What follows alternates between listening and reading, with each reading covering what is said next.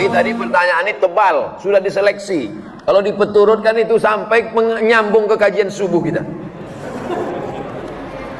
Saking habisnya kertas di Tanjung Gusta, sampai karton pun dipakai orang. Itulah.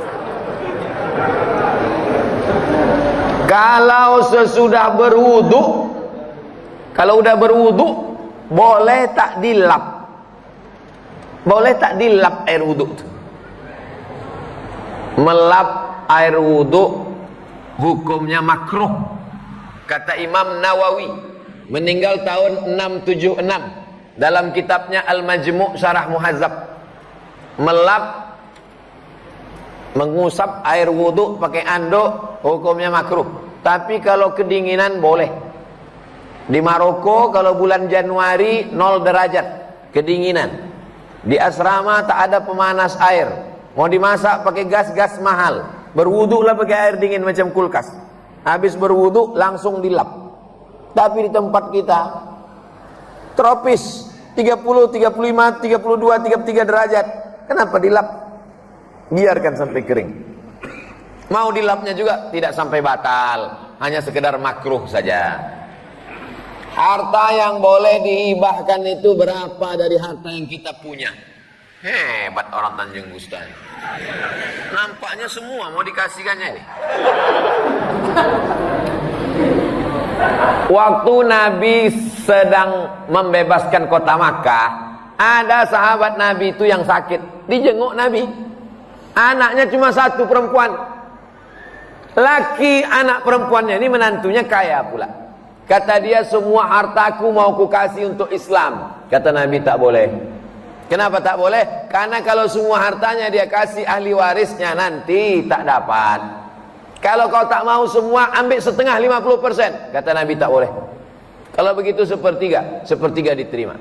Jadi kalau mau mengasih harta, kasih sepertiga. Yang 6, kalau 1 miliar 333 juta. Yang 666 juta dibagikan ke ahli waris. Karena udah ada niat kalau dia mati nanti ahli waris tak dapat. Ada seorang laki-laki tak punya anak, hidup sebatang kara. Bagaimana saya memberikan doa kepada kedua orang tua saya, sedangkan orang tua saya sudah meninggal dan tidak Islam? Ya Allah, kedua orang tuaku itu hamba-Mu. Kau yang menciptakannya, kuserahkan dia kepada Engkau ya Allah. Begitu bunyi doanya. Tak boleh kita katakan, ya Allah ampunkanlah kedua orang tuaku. Kenapa tak boleh? Karena Ibrahim pernah mencoba dan Allah marah. Maka istighfaru Ibrahim li abihi, istighfar Ibrahim untuk bapaknya, illa am mau'idatin wa'adaha iyyah. Dia pernah berjanji, sa'astaghfirullah rabbi innahu kana bi hafiya. Nanti ku mintakan ampunan untuk engkau ayah. Lalu kemudian ketika mati dimintakannya, Allah marah. Karena waktu hidupnya melawan Allah Subhanahu wa taala. Lalu kemudian falamma tabayyana lahu annahu aduwwul lillah. Ketika sudah jelas bagi dia bahwa ayahnya itu musuh Allah, tabarra'a minhu, dia pun melepaskan diri. Ya Allah, orang tuaku itu hamba Engkau, ciptaan Engkau, kuserahkan dia kepada Engkau ya Allah. Karena kita tak punya daya, tak punya upaya, la haula wala quwata illa billah. Apakah yang saya berikan doa itu diterima Allah SWT? Begitu bunyi doanya. Kalau selama ini doanya lain-lain, robah kepada yang tadi. Ayah dan emakku itu adalah hamba Engkau ya Allah, kuserahkan dia kepada Engkau sesuai dengan keputusan Allah Subhanahu wa ta'ala.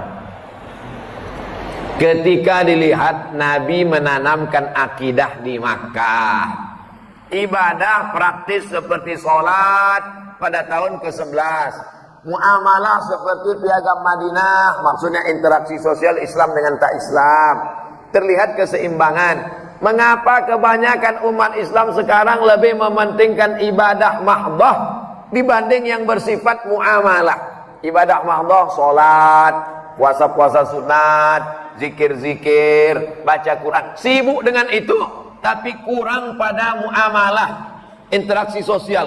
Sholat rajin, puasa rajin, tapi tetangga salah parkir, keluar kebun binatang dari mulutnya. Puasa sunat rajin, zikir rajin, tapi cakap kasar. Sholat rajin, puasa rajin, maulid rajin, menceritakan aib tetangga pun rajin, lebih rajin pula lagi. sholat rajin, puasa rajin, tapi minjam rantang tak balik udah 3 bulan. Ini tidak sesuai antara ibadah mahdoh yang murni, pure, original dengan muamalah interaksi sosial. Orang yang bagaimana ini? Orang ini adalah jahil, tak mengerti ajaran Islam. Karena sholatnya banyak, puasanya banyak, hajinya banyak, nanti dia tetap dituntut di padang mahsyar. Inilah yang disebut dengan muflis, bukan mukhlis. Kalau mukhlis orang ikhlas, muflis orang bangkrut. Ya'ti yaumal qiyamah, dia nanti datang menghadap Allah, sholatnya banyak, puasanya banyak, zakatnya banyak, hajinya banyak, tapi ternyata lidahnya kasar mencaci maki si fulan, wa daraba hadza, memukul si fulan, wa safaka dama hadza, menumpahkan darah si fulan, wa qazafa hadza, menuduh si fulan. Datang orang mengambil sholatnya, datang orang mengambil puasanya, datang orang mengambil hajinya, faniyat hasanatuhu, amal pahalanya sudah habis, sementara orang tetap mengantri menuntut. Ukhizat khotoyahum, diambil dosa mereka, ditimpakan kepada dia, dicampakkan dia ke neraka jahanam, bukan karena tak sholat, tapi karena muamalat, hubungan sosialnya tak baik. Insya Allah kalau dia sholat ke masjid, kenal sama tetangga, hubungan interaksi sosialnya insya Allah baik. Hablum minallah wa hablum minan nas. Ini kalau tak dibacakan berdosa. Ini serius nih, diketik, di print. Assalamualaikum Ustaz. Waalaikumsalam warahmatullahi wabarakatuh. Dalam menjalani aktivitas kehidupan sehari-hari di lingkungan kami, hampir tak terlepas dari pinjaman pada rentenir. Jangan bilang rentenir. Rentenir terlalu keren. Lintah darat. Semua yang di air, kalau naik dia ke darat bahaya. Di antaranya lintah darat dan buaya mengaku. Bahkan untuk membeli dan memiliki sesuatu pun kami sering menggunakan jasa kredit. Bagaimana hukumnya nih Pak Ustadz? Karena kalau itu tidak kami lakukan, sulit kami untuk jualan. Untuk ini nampaknya bukan bertanya tapi menawar.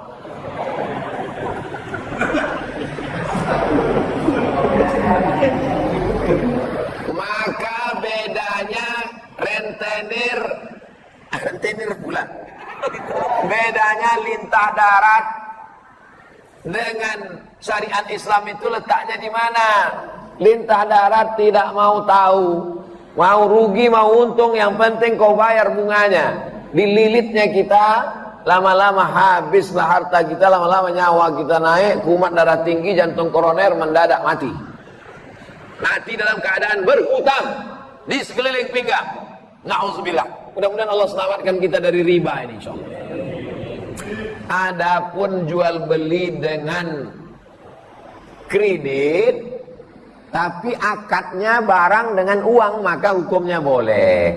Misalnya Pak Ketua Masjid mau jual sepeda motor ke saya. Ustadz Somad, mau ku jual sepeda motorku ini ke Ustadz. Berapa harganya Pak Haji? Ini 10 juta, Ustadz cicillah 10 bulan, sebulannya 1 juta. Boleh apa tak boleh? Gimana detailnya Pak Ustadz? Silakan buka handphone, tulis di Google Somad Maroko, Google. Tulis di situ SOMADMOROCCO, Somad Maroko. Maroko, bukan Maroko. Maroko, tempat saya kuliah dulu. Somad Maroko, tulis setelah spasi kredit. Kredit, enter. Dapat tulisan. Somad Maroko kredit. Dah, tengok di baris bawah. Jual beli kredit tidak ada keberatan di dalamnya. Tak ada keberatan berarti boleh. Jika waktu dan tambahannya diketahui. Beli sepeda motor sebulan 1 juta, 12 bulan 12 juta. Boleh. Meskipun harga kredit lebih mahal dari kontan. Karena penjual dan pembeli sama-sama dapat untung. Penjual mendapat manfaat tambahan harga. Sedangkan si pembeli mendapat manfaat tambahan waktu tempo. Adakah zaman Nabi orang kredit? Ada. Dalam Sahih Bukhari. bahwa seorang muslim membeli budak namanya Barirah, dikreditnya selama 9 tahun, 1 tahunnya dibayar 40 dirham. Ada. Jadi yang tak boleh itu pinjam duit, bayar duit. Pinjam 10 juta, bayar 12 juta, haram.